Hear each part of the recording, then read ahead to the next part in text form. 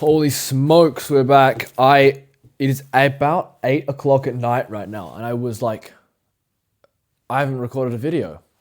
So, what am I going to do? Have to record. We're going to practice some more Kreutzer Etudes, which is great. Makes for riveting content, doesn't it? Just practicing away Etudes, slow practice, boring bow strokes. But it is more than worth it. It is going to be absolutely worth it when it pays off and when all this becomes automatic instead of having to do it monotonously over and over again. When the Kreutzer Etudes, the bow arm becomes more automatic and then I can suddenly just play all the pieces I want to play. That is when the real magic happens. But now we're in the sort of like a grinding phase, the boring phase, where you just have to deal with doing all this boring stuff. Speaking of boring, I just checked in the camera. This angle right here is remarkably boring. This has to be one of the worst camera angles on the internet, on YouTube. But we don't care. It's not about the camera angle, okay? It's about the man behind the camera. It's not about the angle. So, more Kreutzer to practice today. Oh, the mic's on the wrong side, but you know, like this. Martelé, détaché, it's thrilling stuff. But I'm probably going to talk about something more exciting. What's more exciting than Martelé? I listened again to Zuckerman's Tchaikovsky. This is like one of my highlight recordings of all the recordings of all the violinists out there, of all the Heifitzes, of all the Perlmans, the Rabins, the Hilary Hahns, the Heidelicks, the Enneses, the Francescatti, the Sigettis, the Milsteins, the Oistrucks. Of all the recordings, I think one of probably my absolute favorite recordings is Pinker Zuckerman at his German debut playing the Tchaikovsky Concerto. Because Pinky was... Pinky, I say Pinky like I know him, like he's right here. I wish. But Pinky was he's a Jewish violinist and his parents were Holocaust survivors. So to imagine being, and the debut was only 67, 68, 69, which is not so long after the war, you know, and to have parents that are Holocaust survivors, you know, in Auschwitz, and then to go play as an Israeli Jew in Germany, making your debut, I mean, that'd be quite a big deal. You can hardly imagine what it would be like as someone like Pinky to go and play in Germany. But he does go and play, and there's a live recording of the concert he plays, and it's something else. It is just something else. The playing is, it's just amazing. It's just amazing. It's so, so good. It also has a real sense of occasion, I think. Because a lot of the times when you listen to recordings, they can feel somewhat stale. You know what I mean? Because the music becomes a little different when you're in a studio just playing, you know, and you do another take, and then maybe you do some inserts for this bit that went wrong, and you put it all together and it's all nice and polished, and you get a good recording. But it lacks something that is, you know, that element of the live performance, of going to actually see someone in front of your eyes in real time play for that one moment only.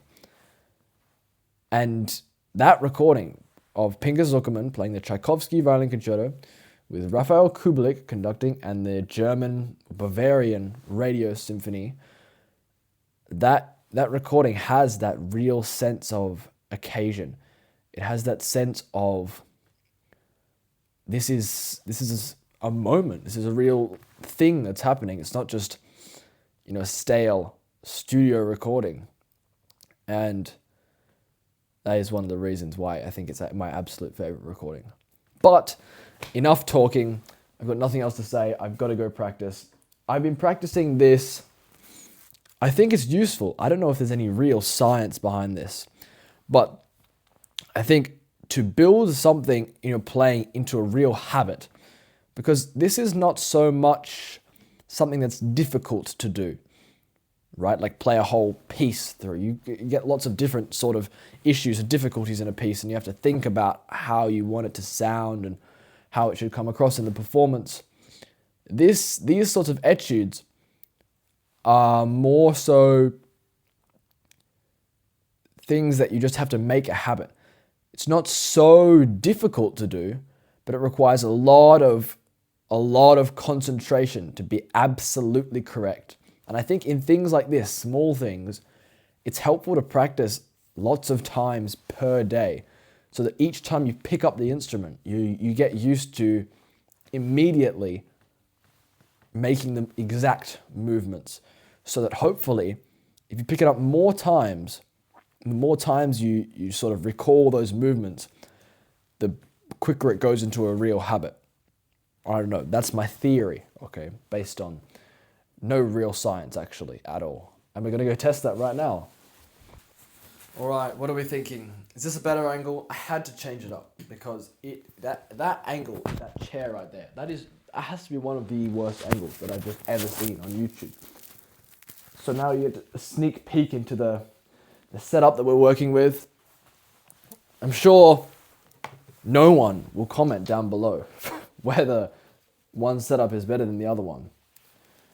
So I'll just have to, imagine that someone's saying that they like one over the other. You can actually see on the very, very dim brightness on my computer right now, there is the YouTube dashboard open with this channel up, and there are 2 videos that have gone live on that channel, and the current subscriber count of this channel is a whopping 0 subscribers, not 1. My other one is actually doing okay at the moment. We did, 20-something thousand views in the past month, which I don't know how that happened, by the way. Hopefully something that I said was useful enough for 20,000 people to click on the video. Some of them liked it, some of them didn't, but that's how it goes. So we're going to start in the upper half of the bow, I think, today. I try to start in different parts each time. You know what I mean? You don't always want to start upper half détaché, but now we will. And we're going to start with Etude 5. I think 5 and 2 complement each other very well because they're very similar etudes, but they differ in time and they differ in key. So Etude 2 obviously is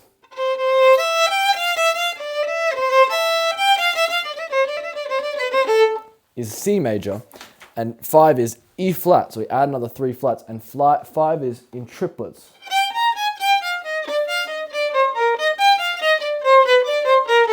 Oh, but 4 is in semiquavers.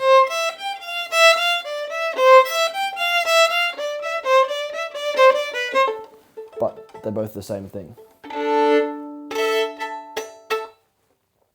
So we start in the upper half. We try not to make a nice sound. We try to not move the violin so much. We try to keep the head relaxed. We try to breathe. We try to start in this square position. Now you should be able to see it better than me. That this violin and this forearm are sort of parallel, and the bow and here are also. And it makes a square. You see square? And here it makes a triangle. And here makes a, I don't know, is that also a triangle? I guess so. But the square is the start. And we do 4 times.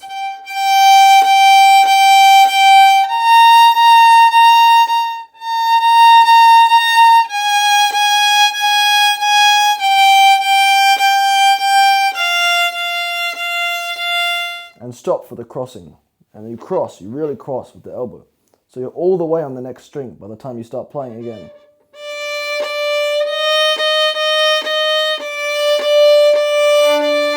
Cross again, cross. Cross. Keep the bow straight, parallel, and keep the contact and keep the sounding point. Don't want...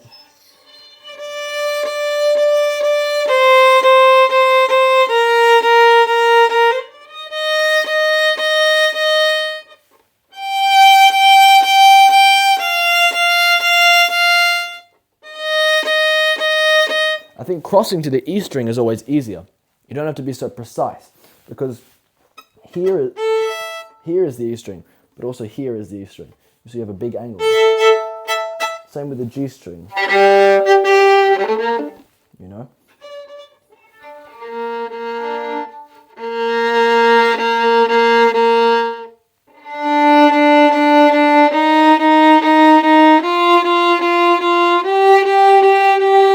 Cross.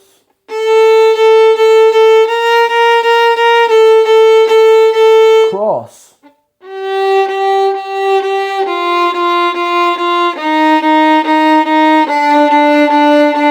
Cross. Cross.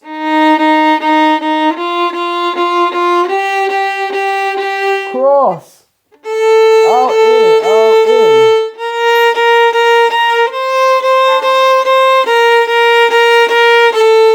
Square.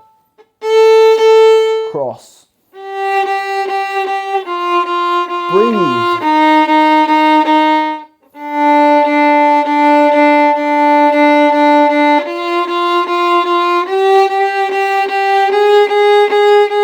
Cross.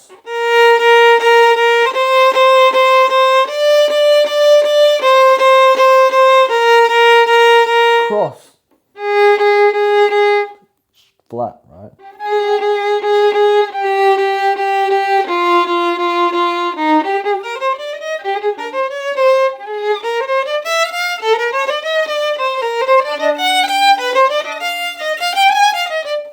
That's enough of that. Now we go to 7, and we're going to do martelé in the lower half, because this is just hard. I can't do it. I can never get that to sound. I can get this. I don't have as much of a problem with, but this becomes hard in the lower half to lift it up on the down bow. See, that's okay. But from a frog, martelé, martelé, cross, cross. That was okay. Cross, cross, cross.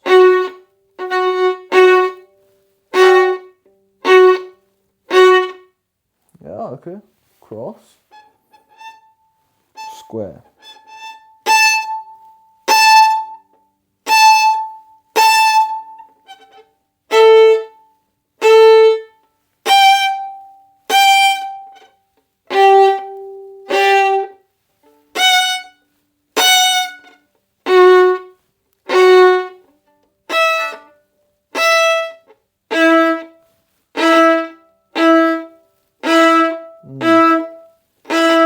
You have to go like this almost and lift.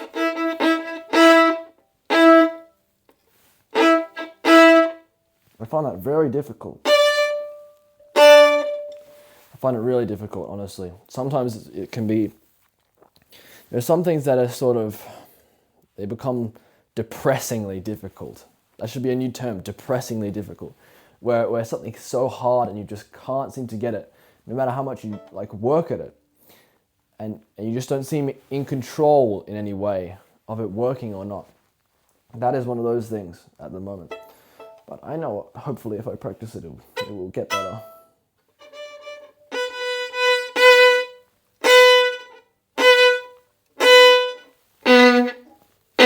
Cross. Terrible.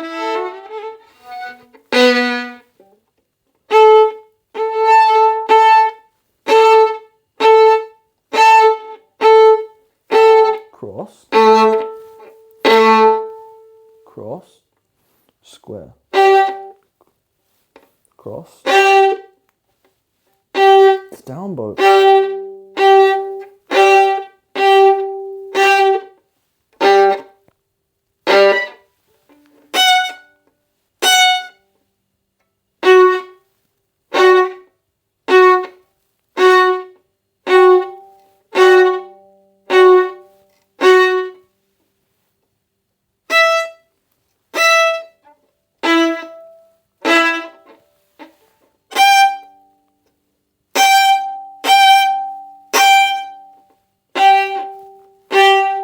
Alright, that one wasn't so bad.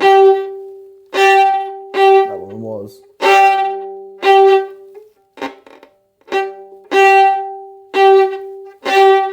Oh, okay. So just do that.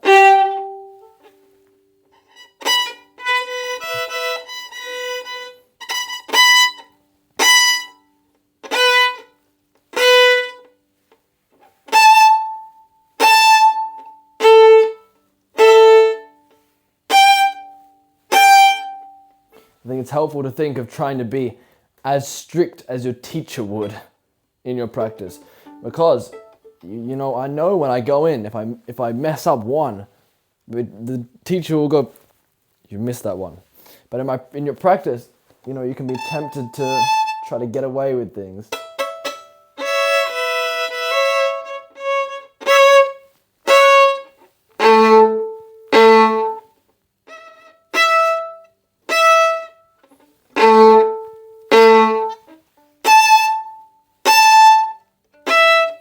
Cool.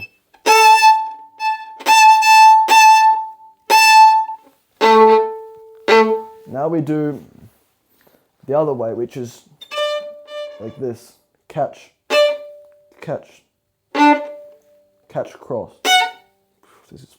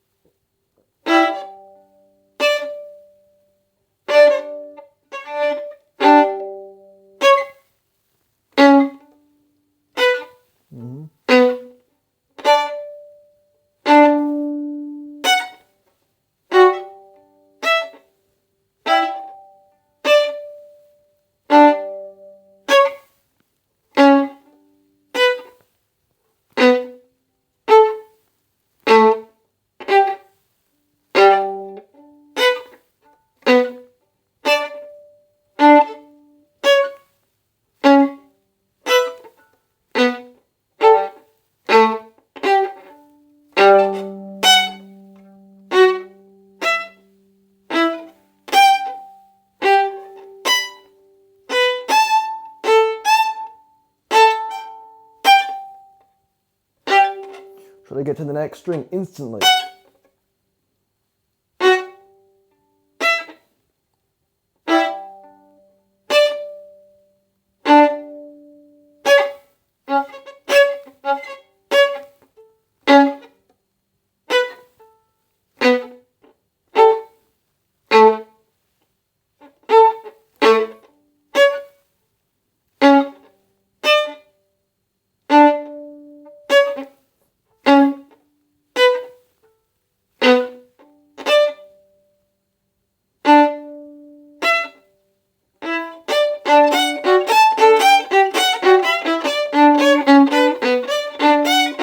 That is something that is so much harder than it looks, so much harder than it sounds, because it's such a weird motion to get to the next string. Now we try that in the upper half.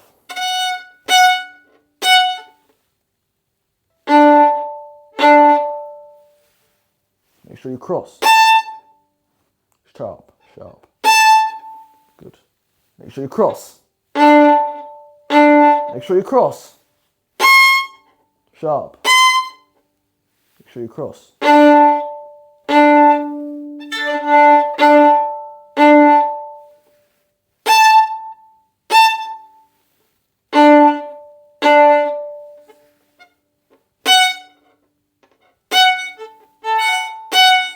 Stop and cross.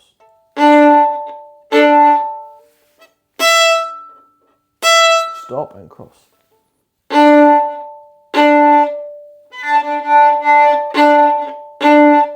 Stop, cross. Stop and cross. Stop and cross. Stop, cross. Okay. I think that's about enough of it that anyone needs to see. I'll deal with the rest of it.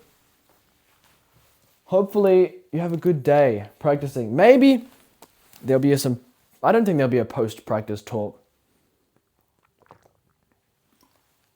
that's enough for today. Maybe tomorrow, if I can get into an actual practice room and record, not at night.